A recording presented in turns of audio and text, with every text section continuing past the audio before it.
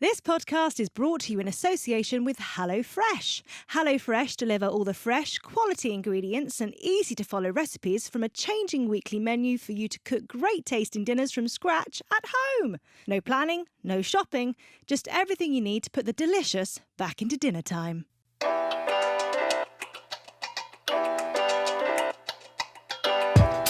Hello and welcome to another episode of Happy Mum, Happy Baby, the podcast. Today, it's another dad. Series 3 is bringing you 2 dads. I can't believe it. I know. It's going to be even soon. Today's guest is an operations director for a consultancy firm. But you won't know him as that, probably.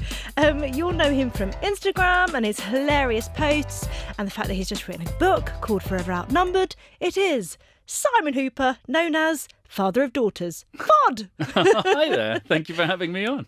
Thanks for coming. Did you like your introduction? I did, although you do realise dads make up almost 50% of the parenting team. And two dads don't really balance the whole thing. Well, it doesn't, but the book was called Happy Mum, Happy Baby. The podcast is called Happy Mum, Happy Baby. 2 dads is generous. Okay. I'll agree. But it's really interesting, I think, hearing stuff from a dad's point of view, because you don't always hear a dad's side. Well, that was the whole thinking behind my Instagram. Originally, I used Instagram as the same way as many guys do, which is taking photos of holidays or stuff that they like, or cars, or, you know, out with the lads for the night or whatever. Yeah. And then I realised it can be used for something else, because I was watching Clemmy build this community of mums online, and they were all talking about honest parenting. I thought, this is great, but there's 0 dads' voices involved at all. And I thought, well, I think I'm relatively funny in terms of the way that I write as well, so maybe I could do something interesting and talk about honest parenting from a dad's perspective, and that's where it all came from. And your posts, I think the reason why you stand out, why you are so far beyond, I guess, you are literally the standalone dad. Well, really, apart from your husband, well, yeah, maybe. but he's a pop star. He doesn't really, I like the way you completely dismissed him then. Yeah, he's a pop star. It doesn't matter. But you put, with your post, you've got so much care, wit, detail. It feels like it's not throwaway.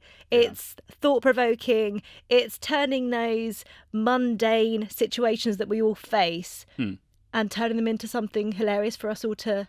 Yeah, well, I wanted to be able to laugh at our lives, because if you don't laugh sometimes, you just end up curling up in a ball and dying under the stairs somewhere. Yeah, that's so you true. just want to cry. So, and that's it's also a defensive mechanism for me as well. I overcome stress by making jokes and poking fun at myself. So this has been a great outlet for me to do that. And weirdly, Instagram is turned into this kind of therapy thing for myself, to be able to get things out that I otherwise might have stored up. Men aren't traditionally great at sharing how they feel, and I've actually found this a great way of being able to talk about it. So yeah. Well, the way that you do it, I guess, you're sharing, and you're doing it with humour and emotion. There is emotion in there, but it's not like, oh, I have to be. You're not like, no. It's done in a certain way. You don't have to be gushy all the time about your family, because half the time your family are a pain in the arse. and it's okay to say that, but because we all love them underneath. Yeah. But the struggle is sometimes just finding that balance. Like, what should I be posting? What should I be talking about? But the whole thing that I try and focus on is doing a photo from the day. I don't want to store things up, and people always say, oh, you must have like 20 or 30 photos just saved up for like when you want to post something. I haven't. They're genuinely from the day. And then I write my post about 8 o'clock in the evening. I post at 8:30 when most parents have sat down with a glass of something after a long day and kids are kind of relatively asleep in bed. So yeah, that's how it's kind of grown to where it is. But if you said to me 2 years ago, you're going to have 860,000 followers on Instagram, I would have told you to go away, and I wouldn't have believed you. So is it quite surreal? Yes. Yeah, I guess it is. On my way here, someone came up to me and said, "Oh, FOD!" And it's that getting recognised thing that I'm starting to get used to. And also, I always find I'm the one then leading the conversation, because that person has interrupted you or come over to say hello, which is lovely. I love meeting people and I love talking to people. But that's all they've got to say, which is, oh, I follow you on Instagram. Okay. and then I'll say, oh, so what's your name? What are you doing? That's fun. I'm leading the conversation now. What's happened? So, yeah, it's just something I'm getting used to, I guess. Clemmy did say when she was on, so obviously you're married to mother of daughters, Clemmy, and she said that regularly you're walking down the street and people shout out, oi fod. Yeah, it's like the equivalent of the builder's whistle, I guess. but 90% of my followers are women, so it's usually women. So it's the reverse. I see the sexes are equaling out in different ways, obviously. Yeah. And obviously you have 4 daughters. Yeah, I do. How did this happen? I've learnt, being married to a midwife and just by reading, that as you start to have more children of the same sex, the likelihood of you having a different sex, it's not 50-50 anymore. Yeah. You're genetically predisposed to having a certain sex. And I was kind of holding out for the boy, and I was like, yeah, I still like the idea of a boy, but I know what I'm doing with girls, so we'll see where it goes. And then, of course, I've got 2 additional girls. So, yeah, now it's 4 girls plus Clemmy, so that's 5 girls and me. And you are forever outnumbered. Well, yes. And we actually spoke about getting a dog the other day, and Clemmy said, but it has to be a girl. What are you doing to me? Why is there so little testosterone in this house? Can I get a boy fish? Yeah, exactly. Well, I probably will, won't I? Or I can name my bike a male name or something. Oh, fun. Simon. I know, but I'm happy. I don't want to complain about it. I'm happy with my girls. I know what I'm doing with girls, and I've also carved out a role for myself in terms of what I should be doing with girls. I should be a role model for what men should be in their life. And the idea is to set the benchmark so high that no future boyfriends ever compare and they all just get kicked out straight away. But we'll see how that goes. I'm sure you're doing wonders. Well, I'm trying. But things started a long time ago for you two, didn't they? Yeah, so we've been together for, well, this is our 10-year wedding anniversary in September, but we've been together for 12 years. So it wasn't a long time between Clemmy and I meeting and us having Anya. Yeah. But we met last year of university, and Clemmy was in Bristol and I was at Bath University, and I'd come back for the summer. And we'd gone to the local student haunt nightclub. There's one in every town. Yeah. They're renowned for hookups and just sticky No floors. locks and in the toilets. Yeah, exactly. And just jugs of vodka Red Bull sold for £3 and paralytic people walking around. That's where we met. Sounds so romantic. Yeah, it was. And my chat-up line to Clemmy was, she was standing on the side by the bar and she was kind of sitting on a seat with no shoes on. Don't know where it came from. Walked up and I said, you know what you need? You need some Scholl's party feet. And she was like, what? I was like, hi, my name's Simon. That was my in. That was the best I could come up And with. also shouting that over music. Yeah. But it seemed to work. And then we kind of got dancing and we had a kiss at the end of the evening and kind of took it from there. I actually went to a house party after that. And Clemmy asked if she and her friends could come. And I said no, because it's a boys' night. So, no, just give me your number and I'll call you tomorrow. But then she got her own back the next day because she couldn't remember what I looked like. So I had to send her a picture message of myself so she could remind herself. And the one that I picked was me having just come out of the shower and shaved my chest because I was an idiot. But this is good, isn't it? So anyway, but we still lasted the distance and here we are now. You did. Yeah. And was it 18 months after that she fell pregnant? Yes. So we'd finished university and we'd moved into a flat together. I think I told Clemmy I was in love with her 2 weeks after I met her. And I actually told her she was my girlfriend rather than asked. I said, you're my girlfriend now. Nice. Which doesn't come across creepy at all, does it? But yeah, so things moved quickly and we moved in together maybe about a year after being together in a little basement flat in Bristol in Clifton. And things changed very quickly. I was just doing a kind of tide me over job before I moved to London, just trying to make ends meet. And Clemmy had just started out on her career in midwifery. And then suddenly I came home from work one day and Clemmy had said, I need you to sit down. I was like, oh, God, what is it? We can't afford the gas or something. And she said, I'm pregnant. And I remember I'm getting a dry mouth thinking about it. This is crazy. I remember my legs falling away from me. Really? The bottom half of my legs from the knees down suddenly stopped operating. And I lay on the floor and I said to Clemmy, can you not talk to me for a little bit? And it was like, I'm not pregnant. Why am I reacting like this? It's pathetic. But I found it really hard to come to terms with because I had this idea of what the next few years in our lives was going to look like. We were going to move to London. We were going to do a bit of travelling before we did that. And we were going to start our careers and we were going to have the life that most people have at that age and go off and do things and use their expendable cash to go and have great fun. And suddenly, in the blink of an eye, things changed really quickly. And one of the hardest things for me to overcome was to actually acknowledge that this was real to other people outside of Clemmy and I. Right. I really struggled with it because it as soon as you say it to someone else, it's real. Mm-hmm. And when it's just in the four walls between us, it's something that we're still, is this happening or not? And the biggest deal was telling my parents. I remember going for Sunday roast round to their house, and Clemmy kept nudging me. She's like, you've got to tell them. You've got to tell them. So, no, not yet. We'll wait for dessert or something. Dessert came and went. Suddenly, we were going home. We were in the car. No! I hadn't said anything. No! We got back home, and Clemmy had berated me all the way home. You've got to turn around and tell them, because this is ridiculous. You've got to say that this is happening. And I think I was afraid of what their reaction would be. Maybe I disappointed them. By this point, I was 23, and Clemmy was 22. And I thought, this wasn't probably what they had planned for me either.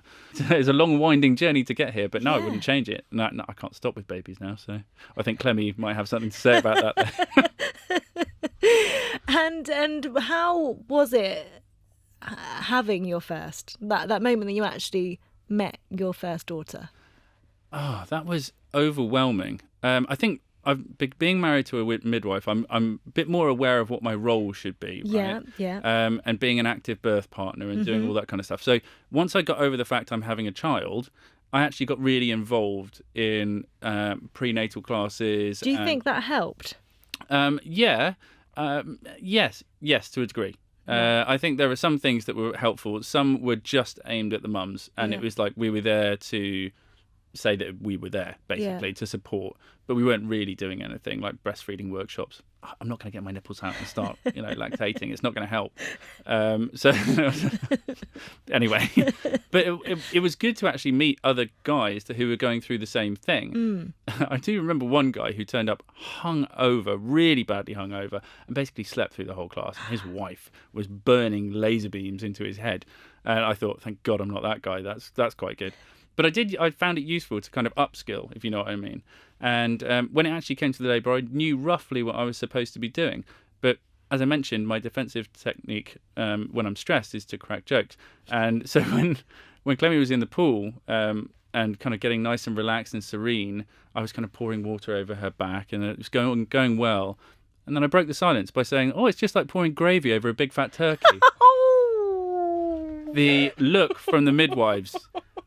They wanted to scratch my eyes out. Did Clemmy just not hear it? Oh no, she heard it. She reared up like a killer whale and just splashed me. I was like, don't say that, I'm in labour. I was like, well, sorry, I didn't mean it. I was just kind of making a joke. That nice serene moment. Yeah, left. exactly. I ruined it. But then Anya turned up, and Clemmy is very much an advocate for active birth, so she was hanging off my belt at this point. And then suddenly I was kind of involved in the delivery as well. And the first thing I did, and the first thing Clemmy told me about, was skin to skin. Yeah. And it makes such a difference to me to be able to have that bonding moment. So any photos you might have seen of me, I'm topless. It's not because I like showing my hairy torso to the midwife and staff. It's because I was doing skin to skin with my daughter. And that was the most amazing moment, to look at this thing that Clemmy has produced for me, basically, which is really strange. But I did say, thank you for doing this for us. And that was the first words I said to Clemmy when Anya turned up. And then suddenly you've got a baby and you're leaving hospital, and there's no medical staff around anymore, or someone to tell you what to do. And I had that presumption, once again, Clemmy being a midwife, she knows. She's going to know what to do with a baby, surely. Midwives only deal with the labour bit. They don't actually deal with the after. They never leave the hospital with the baby. No, exactly.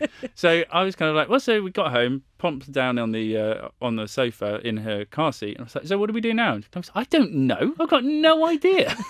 so I kind of just walked around, made some tea, and I think the first night that I had with Anya, Clemmy went to bed, and Anya was a little bit restless. So I probably made a really terrible decision. I watched Terminator 2 and had a beer while she lay in the laundry basket next to me. So whether that's had an effect on her development, I don't know. We'll see if she's got any personality quirks? Possibly. I don't know if she has violent tendencies. We'll see going forwards, or has the ability to time travel. We'll wait and see.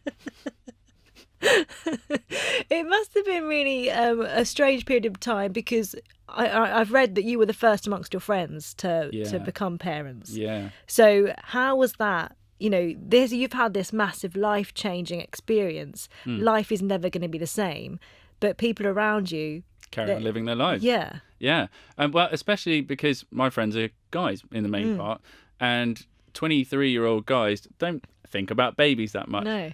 So their way of helping was to post some baby socks through my letterbox at about 2 a.m. after a night out. Nice. So that I'd went love down to well. know where they found them. No idea. So the ones that have helped over the time have been my closest friends who have been the godparents afterwards as well. And they've really helped by just helping us more than helping with the children. Yeah. So if a shop needs to be done or they want to bring round something or just spend some time with us, which is really nice. So you don't have to just spend it with a baby all the time, because it can be quite isolating. Those first couple of weeks when you've got a child, I know there's lots of visitors, but when they disappear, and after that 2 week period, it is just you guys. Yeah. And then in my case, paternity leave was over. It's only a 2 week window. So I was back to work and Clemmy was left on her own. And that can be really hard to deal with. And you don't realise how important those friends are around you to help buoy you up, especially if you've, struggling, especially first time round. And I didn't help things with Anya. This isn't in the book. I don't know why I didn't put it in, but I think I might have blanked it from my memory. Okay. But it's quite a big thing that I should have put in. We moved to London when Anya was 5 weeks old. Right. And I found this job that I really wanted, and I went into work and they said, oh, this is great. Did the initial training. You're going on secondment to Holland for 4 months. So you'll fly out on a Monday and you'll come back on a Friday. So Anya was 6 weeks old at this point. Clemmy was in a basement flat in Herne Hill, didn't know anyone in the area. And I flew off to nice hotels in Holland, worked there for 5 days a week and then came back. And I did that for 4 months. So I felt really bad about that because it put Clemmy in a really bad place.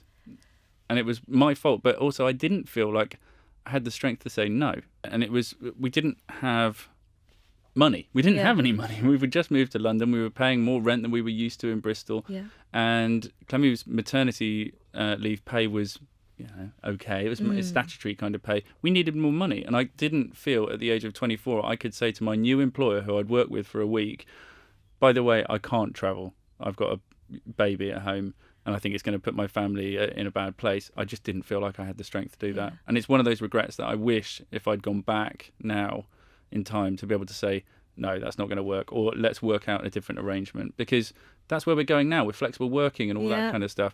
And I work from home 4 days a week, and that has worked because I had the confidence to speak to my employer about it, and it works for us. But every family is different. Everyone's got a different rhythm to work to. So it's important that flexible working stuff keeps coming forward, and we still keep making progress with it. How did that affect your bond with Anya and your relationship with Clemmy being away for that period of time? It's hard to say because I don't know what it would have been otherwise. I have an extremely strong bond with Anya, and perhaps I'm making up for lost time, I guess. But in the first 4 months, I guess that I don't know how much formation or formative relationship making there is, because essentially they are just a baby and they're very reliant on the mother for feeding and all that kind of stuff. So, but maybe that's why I really threw myself into parenting with Anya when she got older, with Marnie when she came along, and with the twins, because I've realised that really in terms of the world and what we're doing, parenting is one of those things that you really can be great at. And it's something that we should strive to be great at and be involved in our children's development, because they're going to be here after we've gone and we need to do a good job of setting them up. Do you find it not strange, as a dad, that I feel like it's really changed over the years, and I don't know whether that's just because we're now in it and experiencing it, but it's very different to our parents when we were growing up. I don't know about your situation, but for both me and Tom, our dads went out and worked and our mums were there with us. Yeah. You very much, I know you work full time from home, but you really break that mould. Well, I don't know if I break the mould. I think I maybe give a face to the new wave of dads out there. Yeah. Because I think more people are trying to get the balance that countries like Scandinavia have got, where they've got a better balance of work-life balance and dads being in the home. But a lot of this comes down to equality and, in a strange way, feminism. Feminism for me is about equality. It's equality. It's not just about women, Exactly. And if we want that to work, then we need more women in the workforce to be able to aspire to get those good jobs where we can close the gender pay gap. But similarly, we need more men to be involved in home life, so that those spaces open up and that there's a balance, there's an equality. And we're seeing where more women are coming into the workplace now and trying to get those higher paid jobs, and we're closing the gap slowly but surely. But the dad movement back into the home hasn't quite happened yet. And I think some of that is down to the policies that are in place. And I wish I'd taken advantage of shared parental leave, but I didn't have the courage to do it. It was still really early. It was after the twins. It was very early, and it's kind of this thing. If you're the first one to do it, then you're trying it out for everyone else, and you're not sure how it's going to work, and is it financially viable for us? I wish I had done it, because it would have made sense for our family, and I would have been able to dedicate more time to my children and help Clemmy and maybe balance, the stresses that she was going through. And it would also help a lot of dads understand what it's like to be a mum at home on your own, because that can be quite isolating and hard work. So, we'll see where we get to with that. But it's I take my hat off to anyone that's doing it. And I've met a few people on my book tour that have done it. Yeah. And little trailblazers like that, it's a great thing. And we should be talking more about that. And businesses should be doing more about supporting it as well. It's one of those things, isn't it? It's happening slowly. Yeah, incrementally. Yeah. Yeah, it just needs a number of people to make it the norm rather than this niche thing that someone's taking. But a lot of guys see it as career suicide as well, because in the same way when women go on maternity leave, and I'm sure they worry about their careers, dads are now thinking, well, if I take this, does that mean, the 26-year-old who's now just started is going to take my job because he doesn't have family commitments and he's going to take my responsibilities? It's all the same worries, but just from a different perspective. Can you remember back to your first day of just having Anya on your own? Ooh. Because I'm thinking like how your role has maybe changed within the family over those 11 years. My first day with Anya on my own, I think it might be when she covered herself in the contents of her nappy. Clemmy was out. It was one of those evenings. This is the one that sticks in my mind. It might not have been the first, but Clemmy was out. She I just had enough. I need to go out and see some friends. And I was like, oh, that's fine. Don't worry about it. You go and do what you need to do. And I was slowly petrified inside. I was like, I'm in charge of another human being now. Yeah. Not a responsibility I'd had before. But it was okay. And Anya was in a bouncer, kind of watching television. And I was in the kitchen, making something. And I had a direct line of sight to be able to see Anya. But I took my eye off the ball. And I was like, what is that smell? I don't remember cooking with poo. I don't remember that ingredient. No, exactly. And I walked into the living room and she'd taken her nappy off and was lying on the floor, just covered in her own production. And then I rang Clemmy. I was like, what do I do? Just wipe her down. I was like, oh, yeah. That would make sense. Yeah, exactly. I didn't really think this through. And I've now made her think that I'm a completely incompetent imbecile. So, yeah. But every child that you have those stories. But that's what I love, because you telling that and following you on Instagram now, it just makes you realise that it doesn't matter how experienced a parent is. No. That child will always surprise you. Yeah, exactly. Everyone is individual. They've all got their own minds. They're all going to test you in a certain way. I mean, the twins are a completely different test altogether, because there's two of them and they just go in opposite directions and they lie about who they are, and I still can't. Do they? It's really annoying, because I think people on Instagram think I'm joking, but I really can't tell them apart. And there is a way, but it involves them being naked. Right. And it's just going to get more and more embarrassing as they get older. Do you mind just stripping off? No, Dad, this is really bad. I'm graduating from university. You've got to stop this. So, yeah, they just kind of test us. But there have been moments where I'll say, right, which one are you? You're Delilah. And she'll go, yes. And then the other one will go, no, I'm Delilah. No, right. Oh, God, you're not helping me in any way. So yeah, for this time they are this one, that one, and the twins collectively. Yeah, they do just become a collective. Even like the boys, for me, they are the boys. The boys, yeah. Someone had a go at me the other day and said you should stop referring to them as the twins because they're individuals. I was like, well, yeah, I guess, but does it matter that much? And they like to identify as the twins. Yeah. I don't know.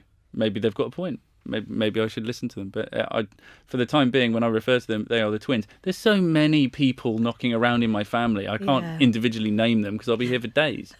I mean, my dad just fires all names at us. Yeah, when yeah, he's yeah. talking to us, it's everyone. It's That my is mum, who's his ex-wife. That is a standard dad thing. Yeah. And your money, Clemmy, whoever you are, come here. He'll get there eventually. My He'll dad land did on it to you. me when I was growing up. It's like, which one are you? Like now I phone him. He's like, hi, Charlie. No, it's Simon. Don't worry. Yeah, I mean, we've been speaking for 35 years, but you still can't recognise my voice. But never mind. Oh, it's so funny. But no, I don't think a collective is an issue. Because you must be seeing differences in their behaviour and stuff now, and who exactly. they are, their personalities, and Yeah, exactly. I still I have to be told which one's the one that's more mouthy because then I can't remember.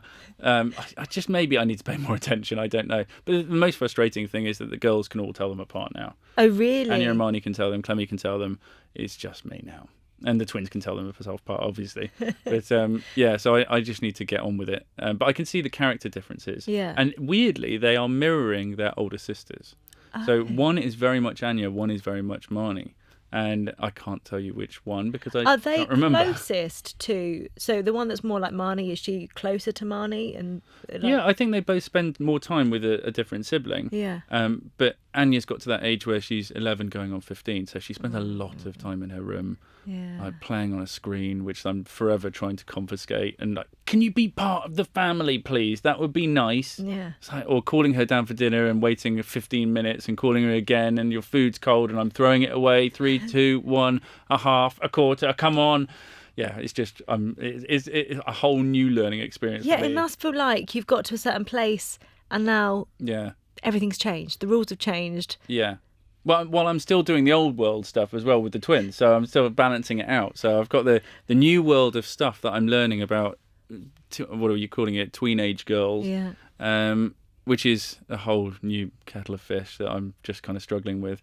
But when she's on her own, she's the Anya that I know and love. But when she's around other people or her friends, then she acts in a slightly different way. Yeah. And there's also this need to grow up really quickly now, and I don't understand it. I don't remember being a child of Anya's age thinking, God, I need to be 18. I need to get on with life. I was like, no, enjoy childhood because you only get it once. But I also think that's an adult thing, isn't it? We understand how important childhood is and all the joys of it. Yeah. But I think when you're in it and you're looking at older people, you're like, I want to be doing that. Yeah, exactly. I suppose it's rose-tinted glasses from our perspective, but it's one of those things that I'm trying to slow down. Yeah. And I think that was one of the impetuses behind our move out of London as well. Yeah, because you're quite rural now, aren't you? Well, relatively so. Yeah, we're seaside now. Yeah. That was one of my worries, that in a city, growing up in a city, you tend to grow up quicker and maybe exposed to things that might be a bit more adult, a bit quicker. I don't know. Maybe I'm naive, and maybe she's going to be exposed to the same stuff now that we've moved. But that was the whole another thinking that, one, we need space, but two, I want them to have a bit more of a relaxed childhood to slow down a little bit and kind of enjoy what they've got at the moment. It's difficult, isn't it, working out how you're going to navigate through each bit? I've got no idea. There's no map, there's no guide. I'm kind of making it up. But I think that maybe if I write a second book, it might be a reflective one when they are maybe 18, looking back to say, how did I navigate that? So that might be the second one. But what's interesting, so reading the first one, you say about how first time round you wanted it to seem like you knew what you were doing. Yeah. No one likes to fail. No. Whereas now you're very open about not knowing what you're doing. Do you know what? It took so much effort pretending that everything was perfect. Yeah. I just thought, well, sod this. There's no way I'm carrying on doing that. But is this competitive parenting thing that existed? Oh, well, my little Terence is learning Japanese and he's 2.5. I don't care. Stop saying stuff to show off. Yeah. It doesn't matter. Oh, yeah, well, Philippa's sleeping through. She sleeps for 14 hours a day. Fantastic. That's great for you. But I shouldn't compare myself to you because we have different lives, different setups. And what might work for you is not necessarily going to work for me. And it took me a while to figure out that parents do this and they don't mean to do it to be hurtful. It's just they're proud of what they've achieved. Yeah. But you can't compare yourself to everyone all the time. And that's one of the things that I wanted to do through my Instagram, was say it's okay to fail. I've got 4 kids. I fail on a regular basis. I'm still learning. But if there's a way that you can pick up something from my content to say that one, you're not going through this on your own. It happens all the time. But two, there might be a lesson to be learned from the way that I've handled it or not handled it. Then that's why I've done it, and there's a benefit to it. So yeah, it's fun. Parenting is just a never-ending journey. My parents are still learning now, and I'm 35, and that's such an important point, because I think we've had guests on who have got slightly older children, and hearing from them that they still don't know what they're doing. Yeah, of course. It's so important. Exactly. I mean, I think about what my parents are just turning around 70, 75. And, they've got 3 different children in very different life stages now. So I've got 4 kids. They've got 4 grandchildren. My brother works in a Formula 1 team travelling around the world. My sister lives in East London doing creative stuff. And so we all have our own set of problems that we go to them with now. But they're a bit more grown-up problems, I guess. But even though when we all get together, we still act like children, I don't know why that happens. We all regress. I love it, though. Yeah, we all regress. But there's a comfort in it. Yeah. My mum steps into the role that she was when I was 12, making way too much food for everyone, organising games. It's like, Mum, I'm 35. But yeah, okay, I'll come and play tag. That's fine. Is there a part of your childhood that you're really keen on bringing into your family life? Playing tag in the garden? Yeah, well, I think anything that's actually not looking at a screen. I think a lot of my childhood was being outdoors. We lived in the West Country, about 10 miles outside of Bristol. So I had the opportunity to just go off and explore on my own. And I want my children to have that freedom, to be able to feel safe. And I know in today's society, we all worry about safety of our children and can they go out and do stuff. Well, there has to be this independence to children as well. It's not, they can't be mollycoddled the whole time. We can't just wrap them up in cotton wool. And I think it's a really important developmental part of anyone growing up, is that they get some time to be themselves.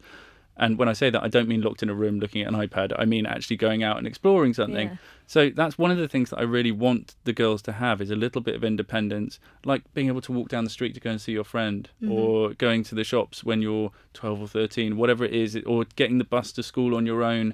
Those little things are really important developmental steps, and they kind of help you feel more responsible as you grow up. So those are the things I would like to try and introduce. Yeah. We'll see if Clemmy lets me. But I think I can see that you are doing that on Instagram, just because I don't know if it's whenever you have the girls, it feels like things go a little bit more wild. Yeah. But that's because my primary focus around the kids is having fun. Yeah. Clemmy's primary focus is to make sure they are organised and clean. Yes. So as a team, we work quite well together. When one parent is removed, then the other element that the other parent brings is kind of the more prevalent one. Yeah. So for me, it's just, kind of wreck the house and who cares? It's fine. Let's just kind of smash it up. But it's that exploration, isn't it? They're free to explore. Yeah. And I think because our youngest are so close in age, it has been fun to see you and Clemmy and your journey, having the twins, because even though you've been there before, twins is a different kettle of fish. Yeah. And just kind of just reminding ourselves, oh, isn't that amazing? Yeah. That they're just the kitchen is there to explore, exactly, in a safe way. Obviously, people do make comments like, "Oh, your house is always so clean." It's not really. I mean, if Clemmy, I show you one corner that Clemmy will let me. Yeah, exactly. I think Clemmy is quite a cleanliness freak, and she really likes cleaning. She gets quite gets anxiety about not having it clean, whereas I'm the complete opposite. I really couldn't care about that. So that sometimes grates, because obviously she's on at me to clean the house and get on with stuff, and I really want to focus on making sure that the girls are having fun. And I probably should rein that back a little bit and do more to help out. I realise that. But similarly, she needs to loosen up a little bit to come and have fun with the family. So there's this constant battle, and neither of us change. So it's but together, that's why we work together, I think. Yeah. When we're together, it kind of works out, and we share the workload, because that's the most important thing, is sharing the workload. Especially with the twins. So when the twins came along and Clemmy stopped breastfeeding, and then I could get involved with the feeding, Clemmy and I actually slept in separate rooms for 3 or 4 months. Oh, really? Yeah, so I would take one twin, Ottilie, maybe. Divide and conquer. Yeah. Ottilie, maybe. Yeah, I don't know. And then Clemmy would take the other one. So she would do one feed in one room, and I'd do the other one, because they would wake each other up, and we just wouldn't get any sleep. We'd both be walking zombies the next day. And so I was in the spare room, and I kind of developed a way of feeding Ottilie, and I thought, I don't want to go downstairs to make bottles. I really can't be bothered with that. Like, there must be a parenting hack that I can kind of make up. So I made the bottle before going to bed, and they would wake up about 2:30 in the morning. I thought, okay, how do I keep this warm? So I kept it between my thighs because I thought that's going to keep it at body temperature, isn't it? That's probably a good idea. Yeah. And it worked for a couple of days until I forgot to do the lid up. And then I woke up and I thought I had a wet dream. I was like, I've got warm milk in my crotch. And then, so yeah, I had to change the plan and come up with another way of doing that. But you live and learn, right? You've got to try these things out. Yeah. So yeah, it was divide and conquer, and just try things that see if they work. Yeah. And but maybe do the cap up if you're going to try and follow me. I mean, I think that's the first time anyone's mentioned a wet dream on the podcast. Thank you. Win, yes. Yeah, it's a first. So with Anya, obviously it was a very big surprise. How did you feel? Were your knees? Did your knees go when you found out about Marnie?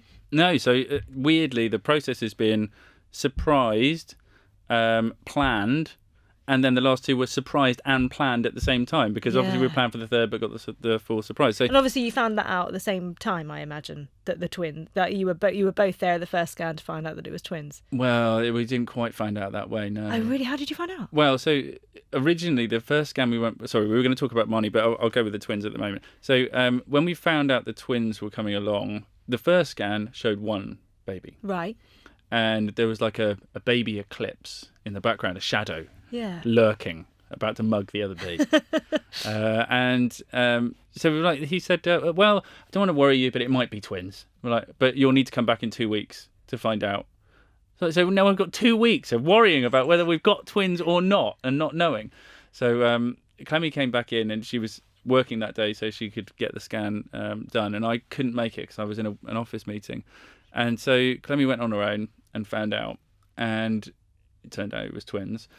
But she let me know with 2 emoji pictures of babies. That was how I found out I was having twins. So they're not just a text? Yeah. Emojis? Yeah. Just I don't want to say anything or speak to him, just 2 pictures of baby heads. That's nice.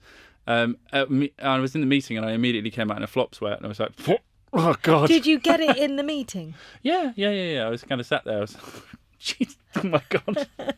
Right, I'm going to have to go now. So that was a surprise, and it kind of brought back memories of having Anya. I was thinking, oh my God, what are we going to do? And I think we actually cried. I remember sitting on the sofa crying, thinking, why is this happening to us? But we slowly got to terms with it, and I think Clemmy introduced us to a couple of people who've had twins as well. We went around for dinner and actually spoke to people face to face about what their experience was like, and it suddenly became less scary again. Like knowing someone else had gone through it, that you can manage it, that it is stressful, but there are ways around it. And so, that's how we kind of ended up with the twins. I actually forgot in labour that Clemmy was having twins. So they don't come out side by side, just in case you want to know. There is it's more of a train kind of thing. One turns up and then there's a wait and then there's another one. And so I think Otti came along first. No, Delilah came along first. And I was holding... Is it always going to be that? This one, oh no, it was that one. I mean, Clemmy's going to listen to this and she's going to turn around to me while she's listening to it. Why do you not know who was born first? Anyway, whoever it was turned up first. And I was holding Delilah. We'll go with Delilah. And I was like, this is amazing. And I was holding a baby and I was like, Simba, Lion King, lifting. Yeah, great. And I'd forgotten there was a second baby coming along because you get so absorbed in the first one. And I was like, oh, baby, well done. That's congratulations. And then the midwife was like, oh, the second one's she's come now. I was like, oh, my God, yeah, there's 2. I really had genuinely forgotten. And I was suddenly, in about 15 minutes' time, Clemmy had both of them on her chest. I was like, wow, this is really, really, really real now. And we kind of had to get them back to their home. I'd actually only brought 1 car seat as well. You didn't? Yeah, because I hadn't really thought that through. So I had to go and buy one very hastily. Did you have 2 at home and just left one behind? No, I just hadn't bought the second one. Because this is my way of dealing with things. I don't acknowledge them. It's fine. And then I'll make jokes about it later. I also needed to buy a new car. These are the things that you don't think about. But things that filled my head were, when we have babies, I think about the logistics. Whereas Clemmy's probably more focused on the development of her body. I think about all the tangible things that I can try and sort out.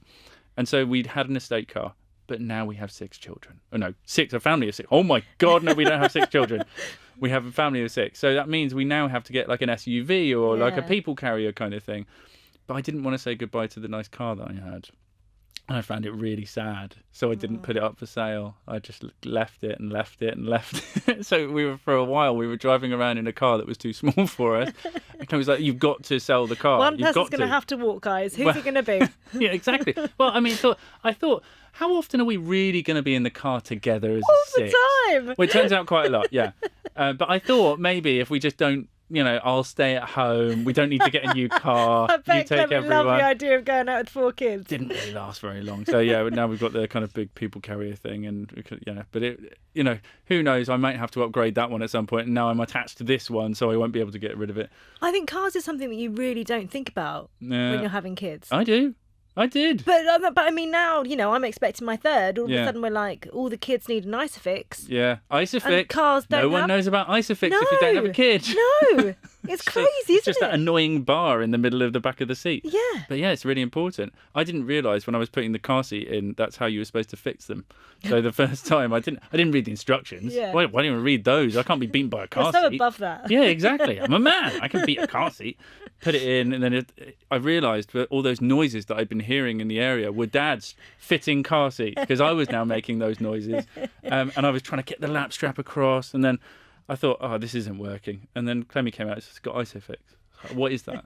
So you just clip it in. Oh, okay. So easy. If I'd read the instructions, maybe I might have known. We only knew about it because Prince William, when he came out of the hospital the first time round with George, he just, nice. He'd obviously been practicing at home. Yeah. Opened the car door, slotted him in. I'm like, what is that? Magical contraption. I thought for a moment you were going to say, well, we only found out about Isofix because Prince William came round and he fitted our car seat. Not that flashy. So, wow. That's a good link to have. Nice I'm not job. that connected, no. But it's good to think that it could go there. Yeah. Though I ask my mum and dad regularly, and other parents of like my parents' generation, how they transported us around. Yeah. None of them can remember car seats or anything at all. Seat belts, what are they? Don't worry about those.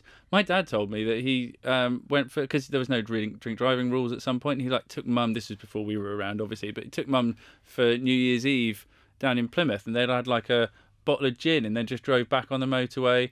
So what are you talking about? That's so insane. Yeah. And the lasting memory of cars I have when I was a kid was we had a blocky Volvo estate car. They looked like a breeze block on wheels, and it had black leather seats that would burn you in the sun. So you get into the car and it would stick to you, and they had rear-facing seats. That's a lasting memory of childhood. Like looking out the back down the motorway going, look at other people as they're following you. That's probably a reason why those rear-facing seats died out, because everyone else was getting annoyed. That's so funny, because a mutual friend that we have, Holly de Cruz, we went to infant school together. She's a hypnobirthing teacher now. She got me and Clemmy through everything. Mm-hmm. But one of my earliest memories with Holly is sitting in the back of her car. It's why we were friends, a big part of it. And waving at people. She had one of those cars. We used to wave. Rear-facing seat? Yeah, she did. I didn't think they were still around. No, I mean, it was, how old am I? It was about 25 years ago. Oh, okay, fine. That's totally fine then. Yeah, I don't know if that's still in the family. I'd like to think it is. Yeah, it's probably been crushed, but you can think that. So going back to Marnie, because I feel like, so first time round, big shock. Yes. Twins, obviously, big shock, a lot to deal with. Yeah. With Marnie, was there an element of being able to actually really enjoy it? Yes, and because we were more prepared. We knew what we were doing. We'd got the experience with Anya, and this time we knew that there was a baby on the way because we were trying to have a baby, which makes such a huge difference. I think the thing that I hadn't seen coming was bringing a baby home to a child. And that relationship was something that was new and I hadn't thought through, because I just assumed that Anya would be really happy. Like, oh, I got a little baby sister. Perfect. Someone to play with. Didn't quite work like that. Yeah. It was nice to start with, but after a week, Anya said, are you going to put her back on the train now? Because she thought we'd gone to the train station to get her. And this has been fun and all, but it's time she left. You're kind of cramping my style, actually. I used to get all the attention. Now I'm not getting any. So that's one of the things that we've had to overcome. But I think we were a lot more confident. We knew what we were doing. And we had our lives in order as well. Clemmy was a bit more embedded in her career in midwifery. I was still in the same job. I was a bit more established. I knew what I was doing. and we worked out routines that worked for us, so we could make our life work for us. And we knew who was taking someone to Anya to nursery, or who was going to be doing the picking up, or where Marnie might be going if she was getting looked after by a grandparent or whatever. I can't underestimate the help of grandparents, by the way. I know they didn't sign up for being childminders, but it's an increasingly common thing that grandparents are getting involved in bringing up the next generation of children. So it's one of those things that we kind of got our head around and learned. The learning curve was a lot easier to overcome with the second one. Yeah, definitely. And I felt a lot more involved as well, because I didn't feel like I was such a klutz. Basically, I kind of knew what I was doing, and it was just being a bit more hands-on, I think, and not so scared. That's the thing. You can pick up a baby the second time round and kind of throw them around a bit, like. But they don't seem quite so fragile in a weird way, because Yeah. Well, the first one's cotton wool. Oh God, just gonna pop you down here. Don't cry though, please. Be careful. And the second one, just over the shoulder, you're chatting to someone on the phone or doing whatever. You can multitask a bit more, whereas it used to be just sole focus on a baby. And now that I've got 4, it's like they kind of, actually, Anya and Marnie look after Ottilie and Delilah. Are they really helpful? Yeah, I mean, they watch television with them. So, I mean, if that class is really looking after them, then no, that's not fair. They do take them on the trampoline and they play with them, and it's like having little childminders around. Yeah. It's a job they didn't sign up for, by the way, but I mean, they are really good at it. So I've got to say a big thank you to them, because otherwise Clemmy and I would really struggle, I think. Yeah. One thing that you say in the book, and actually you talked about it a little bit earlier, about saying about all the girls and the statistics and stuff. You say in the book how you're asked a lot about being disappointed that you don't have a boy. Yeah. And you say how that actually undermines your love for the girls and the part that they play in your life. It's weird that some people see my life as incomplete if I don't have a boy.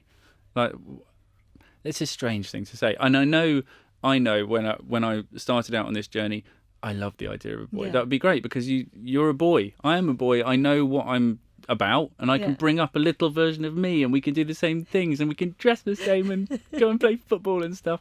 It doesn't quite work like that, but that's how it was in my head.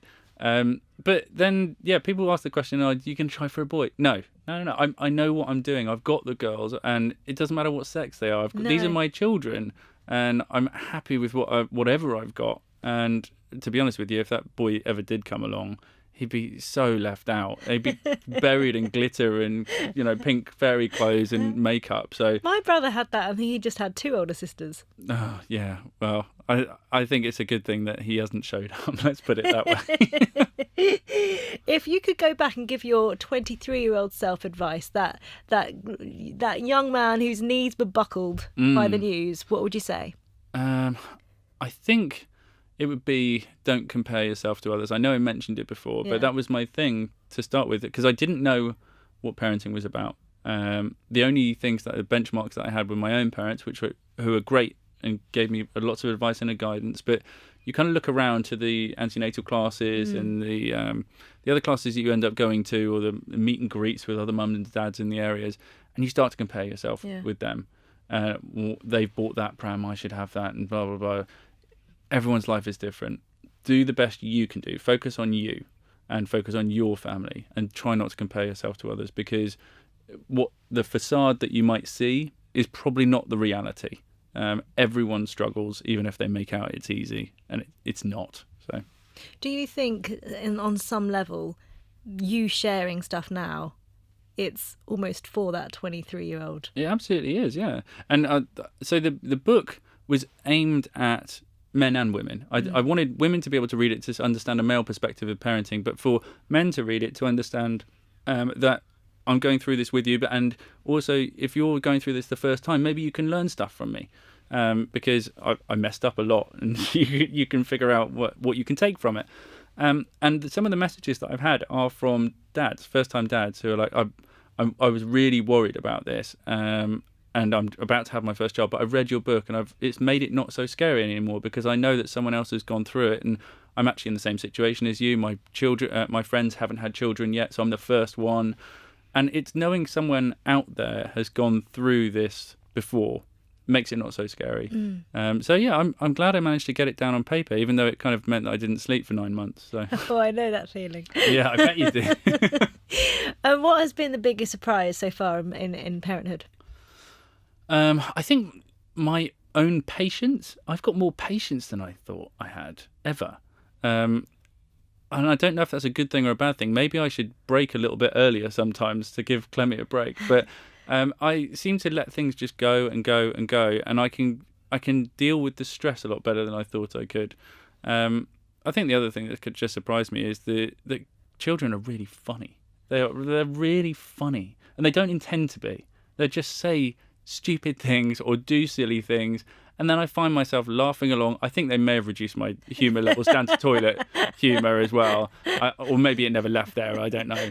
But they're just really funny people to be around. I like spending my time with them. If I had a choice, I would be there, because that's fun. Although I'm saying that now, I mean, I'm meeting my friends after this because I've actually traded in some brownie points to go and get a pink slip. So I've got to say that's one thing that you and Clemmy do really, really well. You make sure you have date nights, but you also both have time for yourselves. Yes. Yeah. Well, I think that's important, because if you lose sight of who you are before you came to a relationship, then you kind of lose a sense of why you're doing this.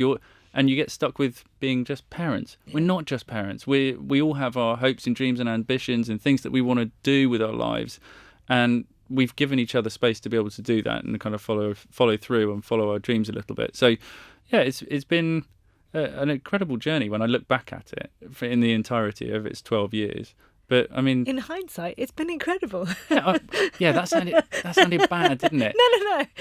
It kind of did, because it makes it sound like I just think it's been awful, but it hasn't. But it's like one of those holidays that you go on and you're not appreciating it at the time, but as soon as you land back at Heathrow, you're like, actually, that was really good. Yeah, life-changing experience. Yeah.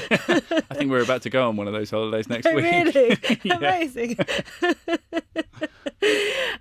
Well, I've got to go to the final 3 questions. So it's not really questions. I start a sentence and you end it. Okay. It sounds easy. It is. Okay. Good. So being a dad means setting the best example I can for being a man to my girls. Which I've got to say, are you a bit worried about the fact that you've got 4 girls who could potentially bring their 4 love interests home? And yes, thank you for raising it. Yeah, it's not something I worry about all the time. It's like Celebrity Love Island in my house. I don't want that. Hopefully I'll just scare them off, but I'm maybe a bit too nice to do that. Yeah. I just don't want to mollycoddle them so much that they'll go too far the other way and go and get covered in tattoos and ride off on a bike somewhere. But it seems like you and Clemmy are such big communicators that hopefully that will, they know that they can come to you. Yeah, well, I hope they feel they can. Yeah. And I make a point of having conversations with each of my girls individually in the night and giving them time before they go to sleep. So as long as I can continue that and they feel like they can still be open with me, then hopefully that'll be okay. Maybe they'll clam up, who knows? But as I say, I don't know what the future holds for me. It's another one of these foggy roads into the future where I'm trying to figure it out. I've got to say, I love the fact that you have that individual time for each of them. That's really lovely. Yeah. Since having children, oh my God, don't sleep. I've got a lot less sleep. I've got used to it. I genuinely sleep for 4.5-5 hours a night, and but I mean, you probably know this as well. I'm the worst enemy of myself. I make myself busy. Like, I could go to bed at 10 o'clock. I choose to go to bed at 1 or 2 because I like doing writing and Instagram and blah blah blah and all the other side projects. But I've noticed that I can survive on a lot less sleep, and that's... Well, you're doing a lot of stuff on top of a full-time job. Yeah, so you already have a full-time job and 4 kids. 4 kids, and you're doing everything else. Yeah. And I always joke that the only way I get everything done is not sleeping and not seeing any of my friends. Yeah. Well, this is the first time I've seen these friends that I'm going to see this evening, maybe in half a year. But when you're together, it'll be like you were there last week. Yeah, I know. Exactly. No, I'm looking forward to it. But it's one of those things. I need to probably get more sleep, but I'm just so tuned into having that amount of sleep now from having kids. Then that's what they've done to me. And that's also why the reason I look about 50 when I'm 35. No, you don't. And the final one is, I'm happy when? All of my children are laughing together. Oh, there's nothing like it, is there? Yeah. I think when it's one of those days when we're out doing something as a family and we're laughing about nothing in particular and we're all just sat around together. I think, wow, this is really nice. It's usually followed by a fist fight. Or You've got to take that as split-second moment for what it is. That's the photo that I'm taking in my mind. Yeah. That's the one I'm going to remember on my deathbed. Yeah. Not Anya getting smacked round the face with a spade. Oh, gosh. It's amazing, though, isn't it? Yeah. I mean, it's a constant surprise every day. No day is the same when you have children. It may feel like it, but if you actually reflect upon it, everything is new. And seeing your children learn and develop and discover the world is quite a privilege. So I'm lucky that I get to see it 4 times over. That's beautiful. Thank you very much. Thank you for coming on. No, thank you for having me. This podcast was brought to you by HelloFresh. HelloFresh deliver fuss-free recipes with all the fresh, pre-proportioned ingredients you need to cook them from scratch. With meals to cook in under 20 minutes, family favourites, vegetarian options and classics to choose from, enjoy great tasting food designed to suit your lifestyle.